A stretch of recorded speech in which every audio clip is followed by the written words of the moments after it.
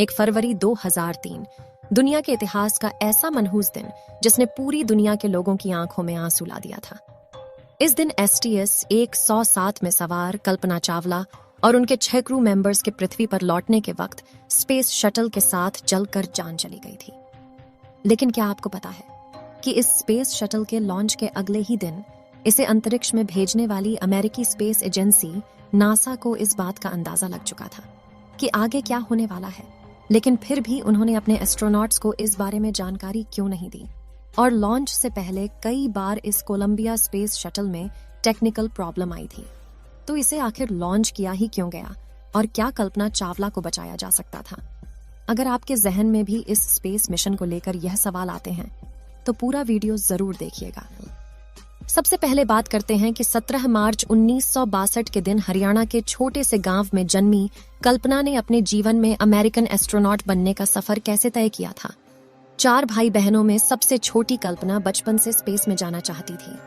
उन्होंने अपनी प्राथमिक शिक्षा टैगोर बाल निकेतन स्कूल से की, जिसके बाद कल्पना ने पंजाब में इंजीनियरिंग, चंडीगढ़ से एरोनॉटिकल इंजीनियरिंग में पढ़ाई शुरू की। साल 1976 में एरोनॉटिकल इंजीनियरिंग में बैचलर की डिग्री हासिल करके कल्पना देश की पहली एरोनॉटिकल इंजीनियर बनी। साल 1984 में कल्पना ने अमेरिका की यूनिवर्सिटी ऑफ टेक्सास से एरोस्पेस इंजीनियरिंग में मास्टर्स की डिग्री हासिल की। इस दौरान उन्हें जीन पियरे हैरिसन से प्यार हुआ और 1983 में दोनों ने शादी कर ली। फिर 1988 में कल्पना ने यूनिवर्सिटी ऑफ कोलोराडो में एरोस्पेस इंजीनियरिंग में PhD की पढ़ाई पूरी की। उसी साल उन्होंने नासा स्पेस रिसर्च सेंटर में काम करना शुरू किया। 96 में कल्पना को अमेरिका की सिटीजनशिप मिल गई और कल्पना की मेहनत और दृढ़ निश्चय देख नासा ने 1994 में उन्हें अंतरिक्ष यात्रियों के 15वें समूह में शामिल किया। 19 नवंबर 1997 के दिन अपने 6 क्रू मेंबर्स के साथ कोलंबिया स्पेस शटल में बैठकर कल्पना ने पहली अंतरिक्ष उड़ान भरी। STS 87 नासा से जाने वाले इस मिशन के दौरान कल्पना ने स्पेस में 15 दिन और 16 घंटे बिताए और 5 दिसंबर 1997 के दिन इस स्पेस शटल ने धरती पर सक्सेसफुल लैंडिंग की। इस मिशन को पूरा करने के साथ ही कल्पना चावला अंतरिक्ष में जाने वाली पहली भारतीय महिला बन चुकी थी। कल्पना के इस मिशन की सफलता देखते हुए 2001 में नासा ने कल्पना को एक और स्पेस मिशन के लिए चुना, जिसे STS 107 नाम दिया गया। लेकिन इस मिशन के दौरान यूज किए जाने वाले कोलंबिया स्पेस शटल में बार बार आ रही तकनीकी खराबियों की वजह से इसके लॉन्च को पूरे 18 बार पोस्टपोन्ड किया गया था। 2 साल तक नासा ने इस शटल में आ रही अलग अलग खराबियों को ठीक किया, लेकिन नासा यह मानने को तैयार नहीं थी कि शटल स्पेस मिशन के लिए फिट है, बस वैसे बनाई जा रही थी। और फाइनली नासा को लगा कि स्पेस शटल अब मिशन के लिए पूरी तरह से तैयार है और 16 जनवरी 2003 के दिन इसे लॉन्च करने का निर्णय लिया गया। इस लॉन्च के दौरान क्रू मेंबर्स काफी खुश दिखाई दे रहे थे, क्योंकि उनमें से कुछ क्रू मेंबर्स जिंदगी में पहली बार स्पेस में जा रहे थे। लेकिन उन्हें यह पता नहीं था कि उड़ान उनके जीवन की पहली और आखिरी उड़ान होगी। फिर भी 16 जनवरी की दोपहर को कोलंबिया स्पेस शटल ने अपने रॉकेट के साथ फ्लोरिडा के स्पेस सेंटर से अपनी 28वीं उड़ान भरी और कल्पना का स्पेस क्राफ्ट सही सलामत स्पेस में पहुंच गया, जहां उन्होंने 15 दिन 22 घंटे और 20 मिनट तक स्पेस में रहकर अपने मिशन को पूरा किया।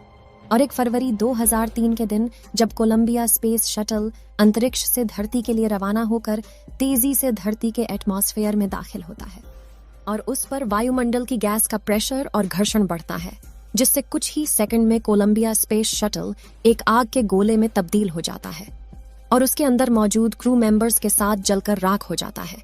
शुरुआत में तो इस दुर्घटना के पीछे का कारण अनजाने में ही क्रू मेंबर्स की कोई गलती को माना जा रहा था, लेकिन जब इस मामले की वजह तक जाने के लिए इन्वेस्टिगेशन शुरू हुई तो ऐसा सच सामने आया जिसने लोगों के होश उड़ा दिए। इस जांच के मुताबिक जब कोलंबिया स्पेस शटल अपने रॉकेट के साथ उड़ान भर रहा था, तभी उसके एक्सटर्नल फ्यूल टैंक की बाहरी सतह पर लगाए हुए इंसुलेशन का बड़ा सा टुकड़ा करीब 800 किलोमीटर की रफ्तार से शटल के लेफ्ट विंग में फंसा रहता है, जिससे उस विंग पर लगी रन फोर्स कार्बन यानी RCC की कोटिंग में 10 इंच गहरा गड्ढा बन जाता है। लॉन्च के दौरान तो इस घटना पर किसी की नजर नहीं जाती है। हालांकि लॉन्च के दूसरे दिन नासा के inspector photo walking group division को इस घटना के बारे में पता लग चुका था, लेकिन फिर भी उन्होंने एस्ट्रोनॉट्स को इस बारे में कोई जानकारी नहीं दी। लेकिन ऐसा क्यों? क्या यह उनकी लापरवाही थी, और क्या कल्पना चावला और उनके क्रू मेंबर्स की जान बचाई जा सकती थी? लेकिन उसे समझने से पहले इसके साथ जुड़ी बेसिक टोन्स को समझना होगा। दोस्तों, आप यह तो जानते ही होंगे कि जिस स्पेस शटल में एस्ट्रोनॉट बैठकर अंतरिक्ष के लिए रवाना होते हैं, उसे स्पेस में पहुंचाने के लिए रॉकेट का इस्तेमाल किया जाता है। रॉकेट को ग्रेविटी के अपोजिट ले जाने के लिए सबसे जरूरी होता है फ्यूल, जो कि 2 तरह के होते हैं, liquid NRI fuel. Liquid fuel में लिक्विड ऑक्सीजन और लिक्विड हाइड्रोजन का इस्तेमाल किया जाता है। ये दोनों ही बहुत ही कम टेम्परेचर में ही लिक्विड फॉर्म में होते हैं, इसलिए इनका टेम्परेचर मेंटेन करने के लिए इसे एक्सटर्नल फ्यूल टैंक में भरा जाता है, जिसे अंदर और बाहर दोनों तरफ से इंसुलेशन फोम से कवर किया जाता है, ताकि बाहर की गर्मी फ्यूल पर असर ना करे। इस फ्यूल टैंक और रॉकेट के साथ स्पेस शटल को अटैच किया जाता है, और बाहरी गर्मी से स्पेस शटल को नुकसान न हो, इसीलिए इस पर अनेक तरह की कोटिंग मटेरियल का इस्तेमाल किया जाता है, जिन्हें छोटी छोटी टाइल्स का आकार देकर शटल पर लगाया जाता है। स्पेस शटल के ऊपरी हिस्से में लगी व्हाइट राइस इसे 1200 डिग्री तापमान से बचाती है। इसके निचले हिस्से में लगे 2 टाइल्स इसे करीब 2300 डिग्री की गर्मी से बचाती है, और रॉकेट से निकल रही गर्मी का सबसे ज्यादा असर शटल विंग्स पर होता है, जिसे गर्मी से बचाने के लिए इन पर आरसीसी की टाइल्स लगाई जाती है, जो 100 से करीब 3000 डिग्री की हीट से बचाती है। और कोलंबिया स्पीड शटल के लॉन्च के दौरान हुई दुर्घटना से इसके विंग के इसी आरसीसी पैनल में करीब 10 इंच का छेद हो जाता है। अब 1 फरवरी 2003 के दिन जब कोलंबिया स्पेस शटल में कल्पना चावला और उनका क्रू पृथ्वी के वायुमंडल में दाखिल होता है, तो घर्षण से गर्म हवा शटल के विंग में हुए इस छेद से उसके अंदरूनी सतह तक पहुंचने लगती है, जिससे हर तरफ से शटल डैमेज होने लगता है, और अचानक से शटल में सवार एस्ट्रोनॉट्स को एक खतरनाक झटका लगता है, क्योंकि शटल में ऑक्सीजन लेवल ड्रॉप होने लगता है, जिससे उन्हें सांस लेने में दिक्कत होने लगती है, और ऑक्सीजन की कमी के कारण वे सभी बेहोश हो जाते हैं। इसी दौरान शटल में हवा का भारी दबाव होने की वजह से उनके शरीर का तापमान काफी बढ़ जाता है, और शरीर में मौजूद खून उबलने लगता है, जिससे शटल के ब्लास्ट होने से पहले ही उनकी बेहोशी में ही मौत हो जाती है। जिसके कुछ देर बाद ही शटल भी एक आग के गोले में तब्दील हो जाता है और अपनी आखिरी उड़ान में जलकर राख हो जाता है। तो क्या इस घटना को वाकई में टाला जा सकता था? तो इस पर डेविड बेकर, जिन्होंने शटल प्रोग्राम में काम किया था, उनकी तैयारी के मुताबिक स्पेस शटल का तो पता नहीं, लेकिन क्रू मेंबर्स को बचाया जा सकता था। उनके मुताबिक नासा अगले ही महीने यानी कि 1 मार्च को अटलांटिस नाम का एक और स्पेस शटल लॉन्च करने वाला था। अगर नासा इस दुर्घटना को शुरू में ही सीरियसली ले लेता तो शटल की प्रिपरेशन कुछ ही हफ्तों की जगह 4 हफ्तों में फिनिश करके रेस्क्यू मिशन के लिए लॉन्च किया जा सकता था। और कोलंबिया स्पेस शटल की बात करें तो इसमें एस्ट्रोनॉट को 30 दिनों तक जिंदा रखने के लिए सप्लाई भी था। वैज्ञानिक की इन्हीं थियरी की वजह से नासा पर कई सवाल खड़े हुए थे।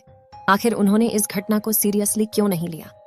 दोस्तों, हमें इस घटना से यह सीख मिलती है कि एक छोटी सी गलती वाकई बड़ी दुर्घटना में तब्दील हो सकती है।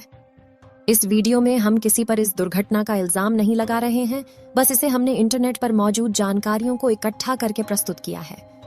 दोस्तों, अगर आपको यह वीडियो पसंद आया हो तो इसे लाइक और अपने मित्रों तक शेयर करें। जानकारी से भरपूर ऐसी वीडियो देखते रहने के लिए चैनल को सब्सक्राइब जरूर करें और बेल आइकन को ऑल पर सिलेक्ट करना बिल्कुल ना भूलें।